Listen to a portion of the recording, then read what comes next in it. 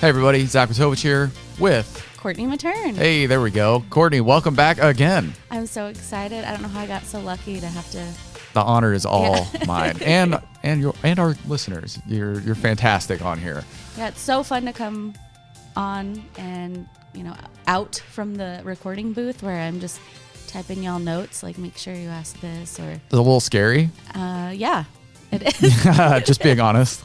Yeah, just being honest. I mean, anytime that you get in front of your customers, in front of your audience, when you're used to working behind the scenes, deep down, you hope that they like you. They hope that you like what you're making and working. I mean, I've been working on this podcast for 3 years, been at Buildertrend 4, working behind the scenes to bring on the guests, to program the topics. And podcasting is odd because it's what we call in marketing one-way communication. It's where we're sending out messages and providing content, and you don't get that instant feedback like on social media. And so it's hard to know exactly how everyone's feeling, but I know we're 10,000 listeners strong, so that's always a good sign. If anybody out there's listening and you want to let me know how we're doing, you can send a note to podcast@buildertrend.com. I'd love to get your feedback. And actually, that's one of the ways that I connected with our guest today. Who is Adam Copenhaver. I'm putting you on the spot. Yeah. She's doing the intro. Adam Copenhaver from CopeGrand Homes. He's a builder based in South Carolina. He's been on the podcast before. He has. He's a star.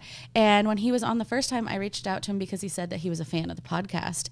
And I was having some gut feelings that some of our episodes weren't working, or I was worried about providing the right content for our listeners.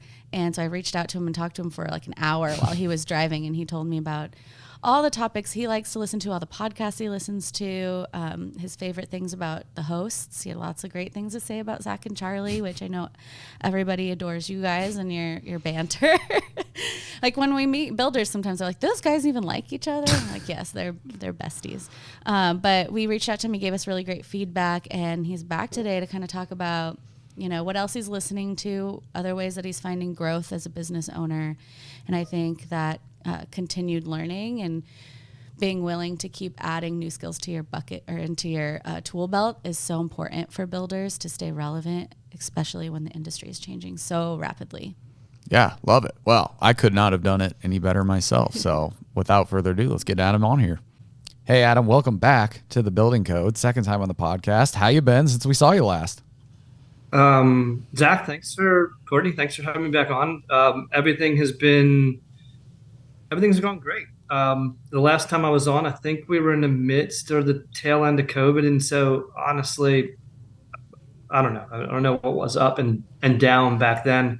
So I'm extremely grateful that we are past COVID and things have seemed to settle out, normalize.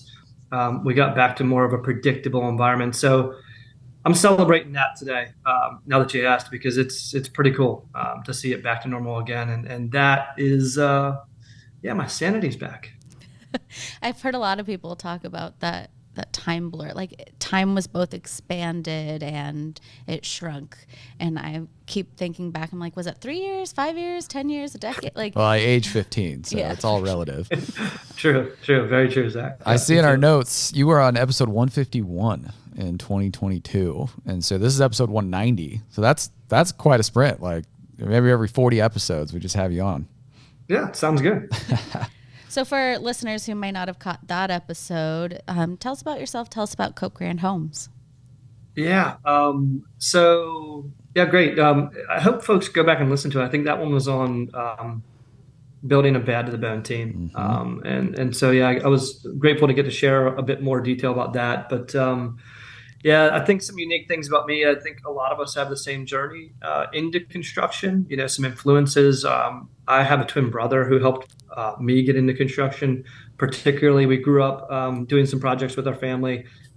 We went to get our 4-year education. I went into engineering. Ben went into building science and construction, which is really great. And then through that, we continued to do our projects in construction. And then we graduated both, ended up with, as our game plan is go work with the smartest guys in the room and learn for a decade how they do it and how to run a business, with the ultimate game plan that we were going to be in Charleston, South Carolina, building houses together. So we took two separate paths, but came back together. It's been great ever since.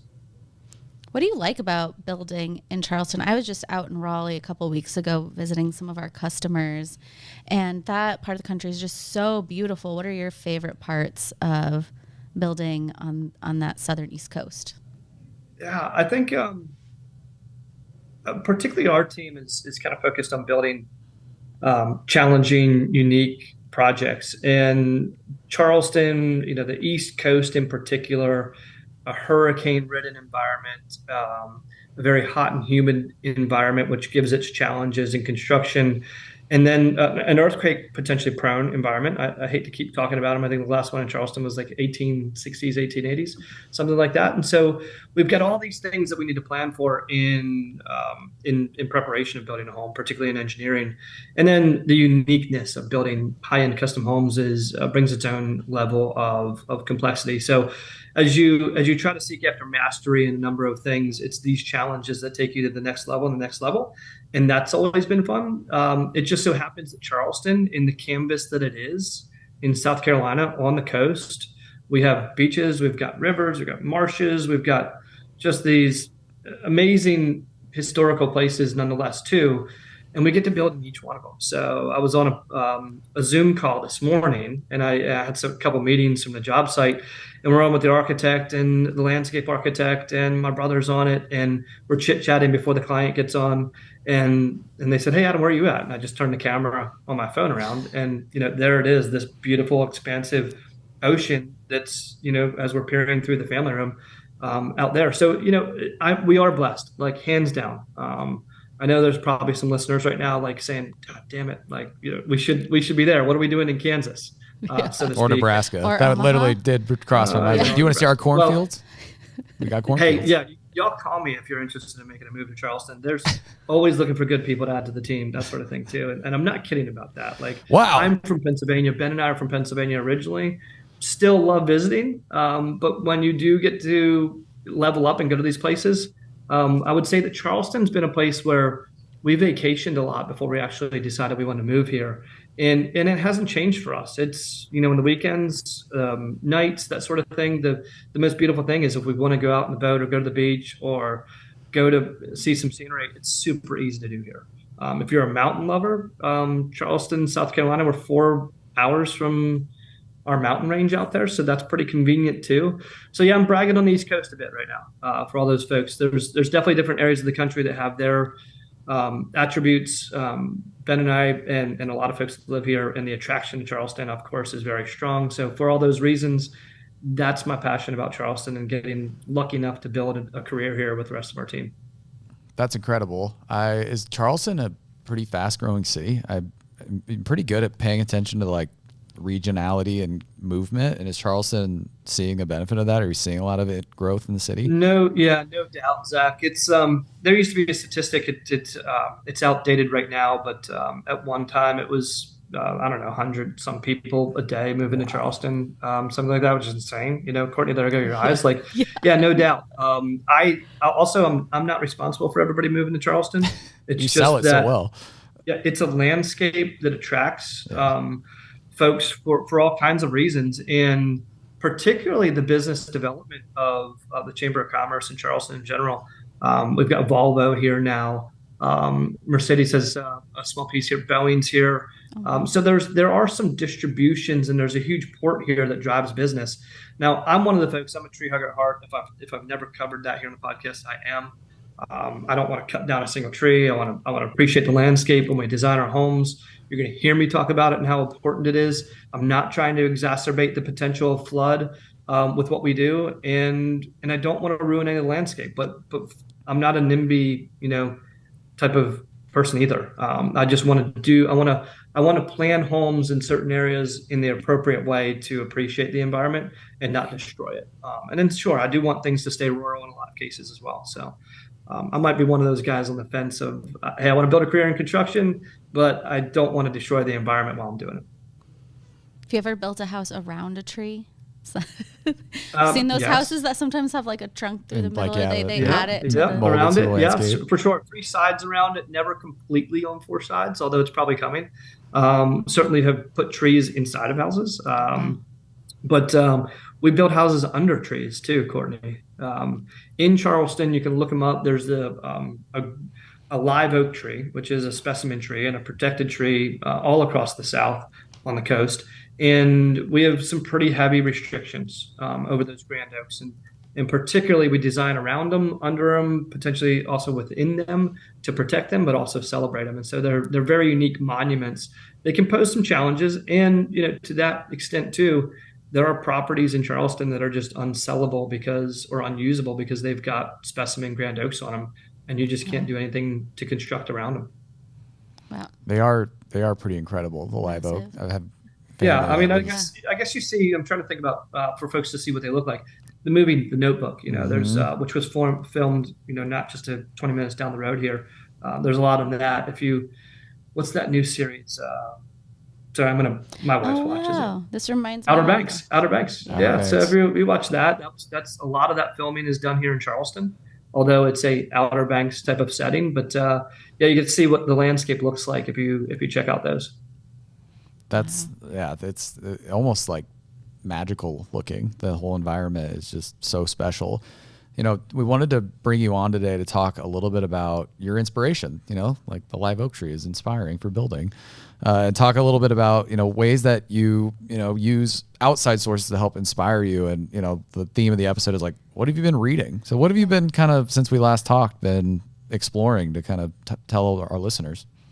Yeah, I think we chatted a while ago. I collaborated with Buildertrend on a little piece, and I chatted just a lot about education. And I mentioned a little bit about education. Ben, my brother's got a 4-year education in building. I've got mine in engineering. We collaborate now in the construction industry. Most folks, after they're done with school, like the pace of learning, depending on how you participate, used to be hyperbolic. And then it just, you go somewhere, and maybe the first couple of years of work, you're learning a whole bunch, and then it plateaus. And so my recommendation there, because of if you do not get out and you don't have an opportunity for other educational resources, you're probably gonna get caught in a rut. And my encouragement there was to recognize how easy it is to access other means of education to improve yourself, improve your team, improve your company. And so I'm very interested in that. I'm definitely self-improvement, but I also want to do so for the rest of the team, my family, those around me. And so, I read a lot, I subscribe a lot. I listen to a lot of podcasts. And when I do those things, they're kind of all different times of my day or my routine and what I do them. So particularly reading, book reading, it's been a little while since I sat down and read. I'll have to think about that. Most of it's been audio, and I use Audible. And I'll get a book recommended to me, or I'll search a topic and I'll do it. But the one I just finished up was really cool. It's called Who Not How by Dan Sullivan. And he had a co-author on it too. Forgive me for forgetting your name. But it's a really cool, really great book. Who Not How is based on the premise that in elementary school, you are taught, or formal education, you're taught not to collaborate with others. We learn on our own. We sit at our own desk. Typically, we're going to take our own quizzes, take our own exams, and collaborating with others in school was oftentimes a form of cheating. And so it was discouraged to collaborate with others. And so now we're all ingrained, for the most part, that we need to go through life like this. We need to go to our career. We need to sit at our own desk. We need to figure it out on our own. And for me, particularly as a business owner, you've got to wear all these hats in the analogy. Growing a business from just Ben and I now to 10 folks strong and doing what we're doing is an evolution of taking all these hats that Ben and I had on at once and understanding how to start participating with others, finding other who's to help us out with what we need. And so Dan Sullivan's whole concept behind this, and Dan has a coaching program that I'm probably going to be a participant in after reading this book in the future, as another means of getting more education and improving our team dynamics here. But he talks about the who, not how. It's most of us say, how am I going to do this? How am I going to grow my company? How am I going to get to my next opportunity to build? Instead, the question should become and should frame around who can help me do this? Who can I seek out to? And the great thing that Dan points out, I think, in this book that I'll celebrate too, is he said you can't just go and expect others to help you. You can't just think that you're going to go find another who and that things are going to be kumbaya and you get your success that way. It's you have to go to that person after you find them, after you answer the question of who, and you need to add value to what also they're looking for. And so we've tried. I'm going to be implementing this in our hiring process as well, to find other who's. But it's important. Right now I'm trying to, quite candidly, it's changed the way that I'm going after our website revamp. So as a builder, I'm going to say something that's going to probably resonate with a whole bunch of other builders across the country. I've not updated our website in years. I mean, half a decade, it feels like, which is crazy. If you want to find our most recent content, I always offer our clients to go to our Instagram or socials because it's there on a regular basis. But I realize I need to do it because that's oftentimes what folks do. And so I was in charge of doing the last website. And at the moment, I'm trying to find that who to say, hey, you know what? I'm not going to be the best at this. It used to be when I was wearing all these hats. And so I'm looking for that who right now. I'm looking for the who that can do the website, help us with the social stuff. We had somebody there in that position not too long ago. They graduated college. They've gone on to another fancy career. I wish them the best. Thank you, Margot, for all your time with us, if you ever listen to this. And so those are the components. This book has helped me reframe not how am I going to get this done, because if I rely on that, I'll time travel like 5 years until I can, decide to recreate the website. And so that book really kind of jump started a whole bunch of these opportunities that I have to 10x the opportunity of getting stuff done, really. So that's been a big part of that book. I won't kind of go in. Well, I'll go in deeper if you guys want to, but I'd offer that listen hands down. It's a relatively short listen for an audiobook. If you want to go through it a little bit quicker, change the speed to 1.25, like I do, and you get through it a little bit quicker. But fantastic book. I was just going to 100% by Dan Sullivan. I was going to ask, how do you find the time to do this extra? I think that's how, I don't know, I'm definitely like a lifelong learner, and carving out the time can be tough. But how do you, what part of your day do you soak up this information? How did you decide to prioritize the continued learning? Time priority is like a huge juggling act. There was somebody, I think folks often talk about work-life balance. I think I've heard this term work-life integration rather than work-life balance. So you kind of figure it out. We all have so much more time than we think that we have. And most of that's kind of idle time. But if you can get more dynamic about planning certain portions of your day and getting into certain routines, that's a great opportunity. For me, it's especially difficult because number one's family. Got an awesome wife, an incredible wife, Christy. And then we've got these 3 beautiful children that are all 4 and under. And you're trying to develop them and grow them too. So they take a huge amount of time as well. And then, of course, we've got our business also. And you've got a lot of responsibilities there. Most of the time that I get to listen to some things is going to be on nights and weekends. And so if I'm traveling's easy. If I'm traveling 45 minutes away to a job and I don't need to make phone calls, boom. I'm not a radio listener at all. So talk radio or, any of the music genres that I like, I'll keep in touch with them from time to time, but I will not listen to the same radio station and hear the same songs over on the way to work every day, so to speak. So most of us in construction have some pretty long travel, just time to travel. And you might be traveling with somebody else, like a lot of our subs are in work trucks and that sort of thing with some other people. I say just throw it on. Throw it on for everybody in the truck or throw your earpods in and get little doses of what you want to be listening to. A lot of our subs are listening to stuff on the job site. I recommend one headphone, not 2 headphones, so you can still hear what's going on to be safe. Safety first. But there's an immense amount of time for those subcontractors to be listening to things that, it doesn't need to be a business book. It doesn't need to be who, not how. It could just be some self-help type of stuff or, routine stuff, fitness stuff, all that stuff, whatever you might be interested in. Those sort of things, just listen to it whenever you can. Mine, whenever I'm doing yard work, there's not a chance that I don't have my headphones in, like idle work. I'm listening to something. And that's the key thing is anytime I get a chance to do it, Courtney, I'm popping my headphones in. They stay with me every single day.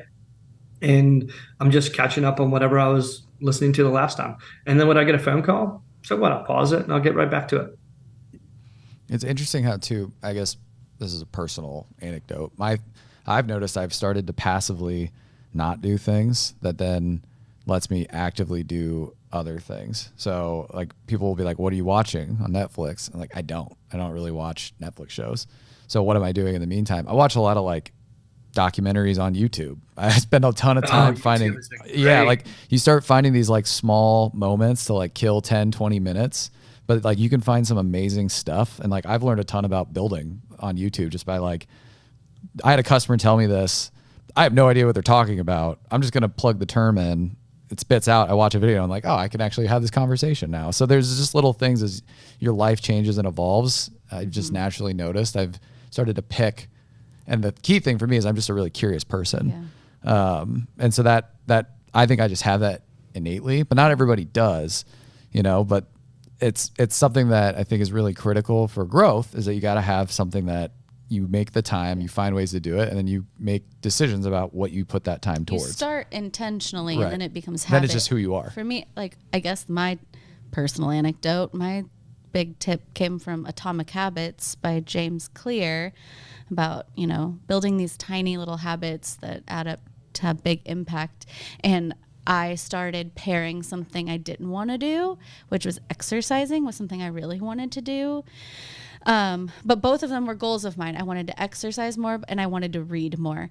And so when I have a book that I'm really into, like I'll read it while I'm on the treadmill. And now I find myself being like, I got to go get on the treadmill. Like I'm going to put it up. I'm going to walk the incline, and the time flies. And then I'm almost done with my reading goal for the year, just because I paired those two things, the one thing I wanted to do and the thing I didn't want to do that I knew was good for me. So there's a tip for anybody out there. That's a really good idea. I just heard recently too that Peloton you can hack the screen on a Peloton to watch whatever you want to watch. One of our clients was watching movies while he's on a Peloton. He's like, yeah, before I knew it, 2 hours later, I got a nice ride in. Yeah. Which is great. So you realize that you can kind of hack these different unused areas in your life. And Zach, 100%, YouTube University is a remarkable place for content. Now, everything comes with an asterisk, but I remember, I just think about multiple times this year where I'm just not quite ready to go to bed yet. My brain's spinning or something like that, but I just need to unwind. And it's not a night that I'm going to be sitting at my computer working through and that sort of thing. And so I'll go and type in whatever I want to watch, have a glass of whatever, and just sit there, and I'll time travel for like an hour or two. And it might be, hey, I want to watch some fly fishing videos, which is a passion of mine.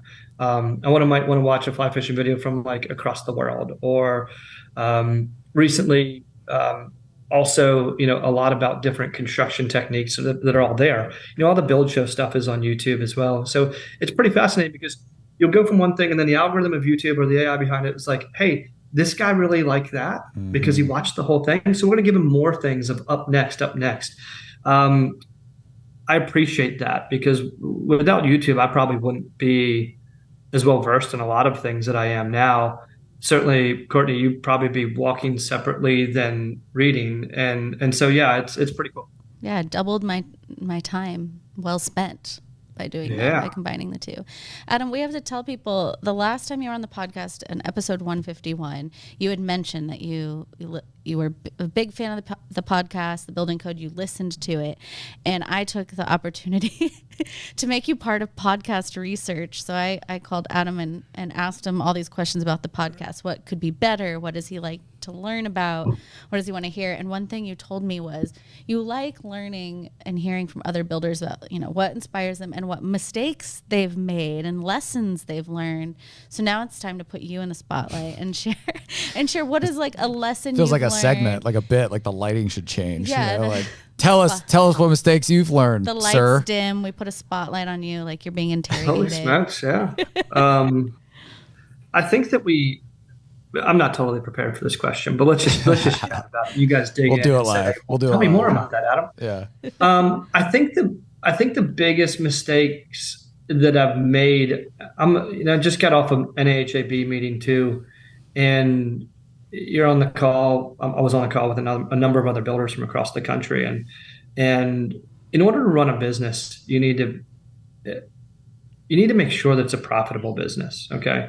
You need to be responsible to your team, to your clients, to your subs, to your vendors, to make sure that you're running a business profitably, so that you're not just, propping a tent up with a toothpick, so to speak. So we got cut pretty deep during COVID, to be honest, of the silent little things. Luckily, our economics were our planning was pretty strong, and how we followed some numbers was pretty strong, but not strong enough to what it is today. And I'll dig into that a little bit more. I'm fearful that a lot of builders, and this might hit a chord, to some extent, we're in this Ponzi scheme where they're not focused on their margin and their business numbers so much that they just use a deposit from the next job to complete the last job. And that this market that we've been in for the last 10 years has really enabled a lot of builders to do that, which is very dangerous. And so I'd encourage first builders, because I've been here too, where the numbers didn't turn out as good as you wanted to. And the reason that COVID caused so much stress, and I'm absolutely certain this is the fact for a lot of builders out there, a lot. It's caused a lot of financial stress that a lot of builders didn't see until maybe now, because of the time, particularly. Because of the other particular reason is because the cost increases. Okay. For me, we lead our business, the entire team, on the golden rule, hands down. We do on others how we want to be treated. And so do we have provisions in our construction agreements that say, is there an escalation clause? Absolutely. And going into COVID, we kind of we saw what was coming up. And particularly we said building materials and lumber. And so we called these things out on our contract and we said, hey, we're really not sure what's going to happen to lumber. It's been volatile. This risk we can't take on our own as a business. So here's what we're going to do. We're going to share a lumber number with you. And whatever it is, by the time we're done purchasing lumber, that's the number. It's been volatile. If it's lower, we'll give you the difference back. If it's above, you guys just take the difference for us. And that's the most fair way that I know how to do it. So we did that for all of our construction agreements, which saved us. I'm talking about, and this is going to sound outrageous, I'm talking about some of those swings were over $100,000 from when we originally budgeted to there, and some closer to 200. That, if you think about that, a builder didn't have that built in, and he tries to make up for that. It's tough. Okay, where we didn't do it, was all the rest of the little incremental ones. The incremental ones on siding and roofing and trim and copper and PVC.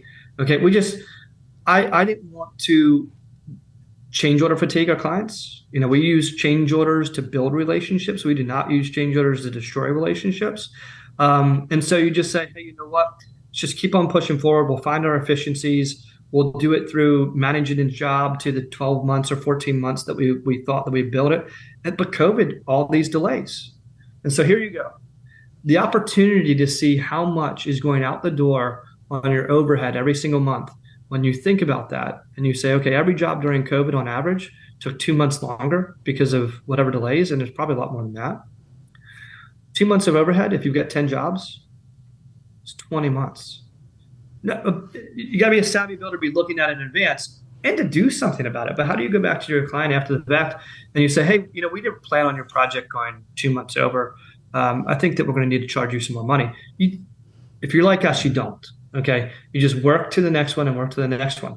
But if you didn't estimate that job and plan it on the right profit margin to begin with, and be looking at your net profit margin across your historical jobs, you're very likely into that Ponzi type of phase now where you're not doing so good. And the only way that you get out is making right decisions and being honest with yourself and planning the next one's better to get out of it. So yeah, those were some mistakes. And I think that was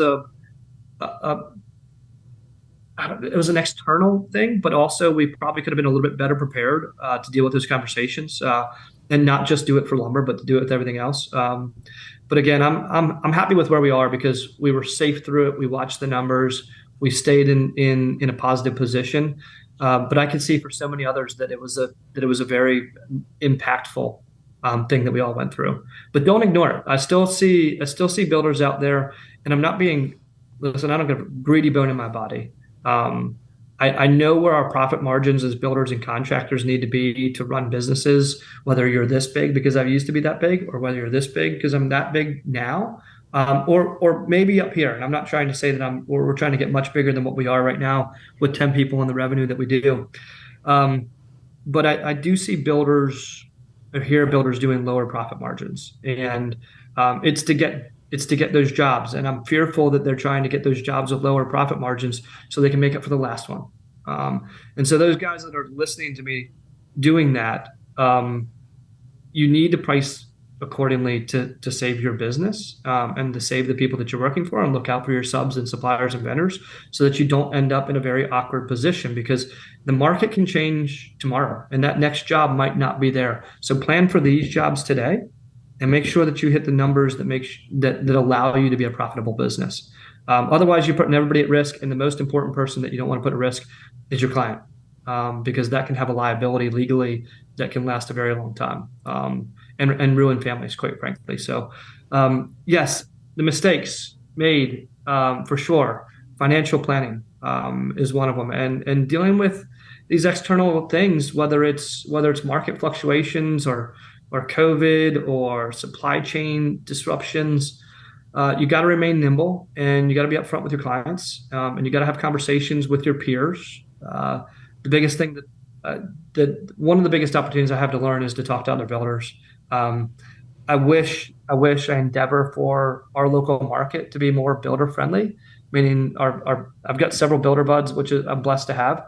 I'd love to have 100 more in Charleston. Fortunately, I have enough. I have a good amount around the country, and thanks to DMs on Instagram and those sort of things, and the guys that call me and refer to me, because they may not know it. They're asking for this and that. They may not know it, but I'm getting just as much out of those conversations as they are. It's collaboration over competition.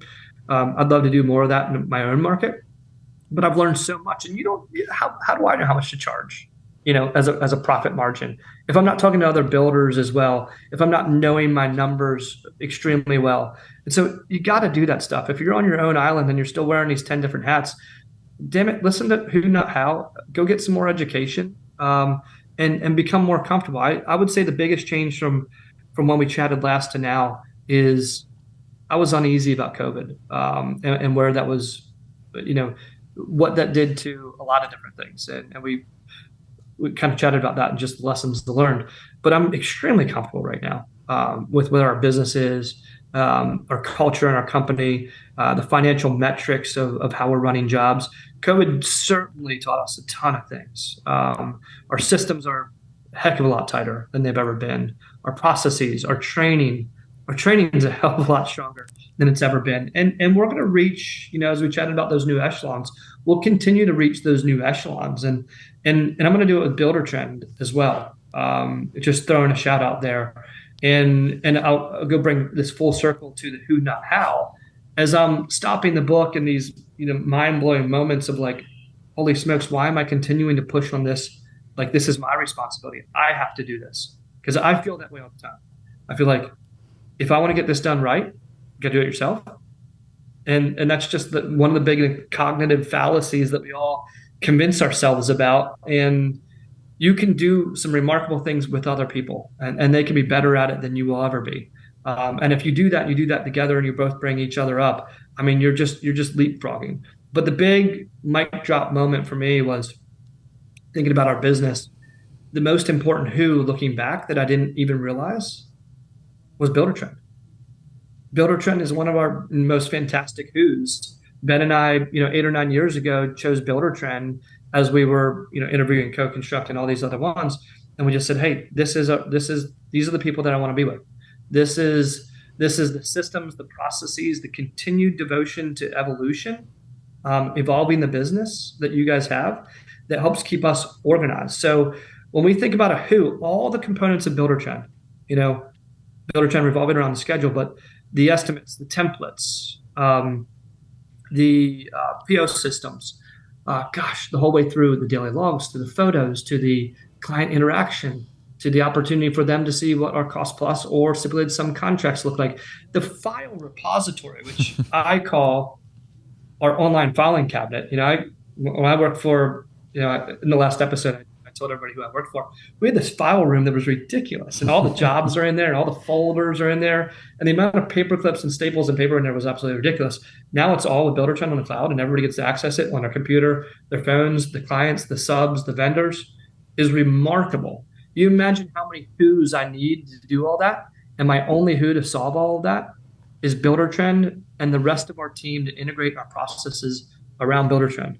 So these young builders that I get phone calls for, still working off of spreadsheets that are, sure, could you template it? Yeah, but think about the amount of mistakes that just one keystroke can cause in a spreadsheet that are just cause havoc. I know because I've experienced it. Mm-hmm. Somehow, remarkably, something disappeared from a spreadsheet in a budget, and I'm the golden rule guy. I'm going to eat $28,000 septic field that I didn't want to eat on a job because it just remarkably fell out of a spreadsheet. Those sort of things happen. And so, yeah, kudos to Buildertrend for being CopeGrand's who, our whole team's who. And we are definitely looking forward to continuing that relationship and participating in the next things that you guys have coming out, which thanks for letting us be involved with them. Yeah. I think Zach and I are both pretty passionate about the community of builders we have, and often trying to find ways to connect them, whether it's at BTU or online. And I'd just say to any of our listeners, like, if you're looking for a builder buddy and you're looking for a builder like you can send us an email at podcast@buildertrend.com. Zach and I would love to connect you. We work with a lot of different builders, and I'm always thinking, oh, you need to meet, Joe Christensen in Kansas City, or you need to meet Brad Levitt in Phoenix. And Zach has so many connections with his role in CS. Or you can also join, we have a Facebook group for the podcast called the Building Code Crew. You can go in there, you can ask questions, you can say, hey, I'm a builder in North Dakota, who else is out here, and connect and make some friends, because the information sharing is so valuable, because you might think that you've figured it all out, but life is, as I like to say, too short to make all the mistakes, so you should learn from others. And all of our builders are so kind and so willing to help each other out. So you're right, Courtney. You guys have introduced me to a number of folks, and those will end up being lifelong relationships. So thanks to that. And I didn't know about the Facebook group, so I'm going to become the newest member. We need to get you in there. You should be running the Facebook group. Yeah, we'd love to have you. Yeah, I don't know about that. He's like, I did not sign up for wait this. a minute. Back that up. That's one of my favorite things that I am always just blown away by in the construction industry. Is I think it's because there's such a relationship focused industry for the building process that they're extremely open to sharing how they got there, and it is something that keeps me ever engaged with the people that I get to meet here on the Building Code and in my customer success role. So, Adam, we are out of time. That was a great conversation. Thank you for your words of wisdom. Thank you for kind of showing us all the things happening. We'll check back in with you for sure. You're always welcome back. Another 40 episodes. That's right. 34 episodes. We'll hit you up about 35, 40 episodes. We'll make that happen. But no, we'll get you in that 3 club. It's a prestigious group. So. All right. Sounds great. Well, hey guys, thanks for having me on. Anybody that wants to reach out to me, I'm open book. Feel welcome to reach out. CopeGrand Homes is the old website right now, but socials are great. DM me, email me, whatever you guys want. Yep. Thanks so much. Love it. Thanks. All right. I enjoyed it. See y'all. Well, we just had Adam from CopeGrand Homes, second time. Courtney, what'd you think? He's just one of my favorites. I know. I felt favorites? Like it's hard. Charlie and I talk about it all the time. It's like we actually got asked on a different podcast that we kind of went on, like, well, who was our favorite? And Charlie kind of copped out. He was like, well, I can't pick my favorite customer. I have to pick the consultants or the economists. And I was like, I don't know. You could have favorite kids, I guess. Favorite people. When I did PR in Broadway, we'd always say, like, our favorite show is the one that we're currently promoting. Yeah. Now, if you say Adam's your favorite and like Joe Christensen hears this, then we could start some drama. So I know, they're all my favorites. I think Adam brings a lot to the table as far as positive attitude, and also, like, he's making South Carolina sound so amazing. I know, it was like a tourism or move to South Carolina. Yeah, it's like we need to get out there with a Buildertrend event and meet some more of the builders in the area. But I can't wait to add some books to my reading list and listen to some more podcasts. It's just so great to know that someone like him, who's constantly searching for the best thought leadership, for the best advice on how to grow his business, to learn, is also a listener of the Building Code. So yeah, kudos to you and Charlie. Well, thank you, Courtney. It's the most underrated part of my job. I really look forward to it. Yeah, I thought, Adam, our discussion about, some of the things about building habits and are good takeaways for me. I definitely want to go check out the book that we discussed. The interesting thing about being a business owner for me is the people who are really effective business owners are really they never get to that point of I've made it. They're always constantly trying to improve a process here, or find a talent gap here, or bring in more revenue so I can do these other things. So I just respect Adam a lot for his mindset, as you talked about, but he just really strikes me as someone who you want to spend time around and be a part of his team. He's just so genuine and warm, and it was a great interview. And I think I've sat in on a few episodes lately, been really lucky to interview some of these builders with y'all, and you find this common thread, this common denominator of builders who do have that growth mindset, who value their people, who are trying to be innovative and not really thinking, what is everybody else doing? But it's almost like they're in competition with themselves, that they're high achievers, that they're not, looking to the people next to them and saying, how do I do it like him? It's how do I do it better than I'm doing it right now? And it's a common thread we have here at Buildertrend. And I think that's why we have all these great customers, and, we're drawn to each other and we work really well together. And I mean, sky's the limit, and they're teaching us things every day. Yeah. I always feel really special when they're like, Zach, I have this problem. Help me solve it. I'm like, me? Me? I'm just a guy. I work at a tech company. And that's the fun part, is we help each other. And it really makes magic. Yeah, so it's such an honor. So don't forget, we got to throw it to the social channels. Where can people find us? Yeah, head over to Facebook. We have the Building Code Crew. It's a Facebook group. It's small but mighty, and hopefully will grow faster the more we talk about it. But if you join the Facebook community, you can connect with other listeners, other builders. You can request episode topics. You can ask questions to Zach and Charlie. You can give us feedback. You can just drop us some funny GIFs or GIFs, depending on which generation controversial. you're in. And then if you love the podcast, please rate, review, and subscribe to the podcast wherever you listen to podcasts. That's how we climb the charts. Those are the numbers we can show, our leadership that, you're loving this podcast. And then you can also follow us on social media anywhere at Buildertrend. We're on LinkedIn. We're on Instagram. We're on Facebook. We're not on TikTok, but maybe we should start a poll.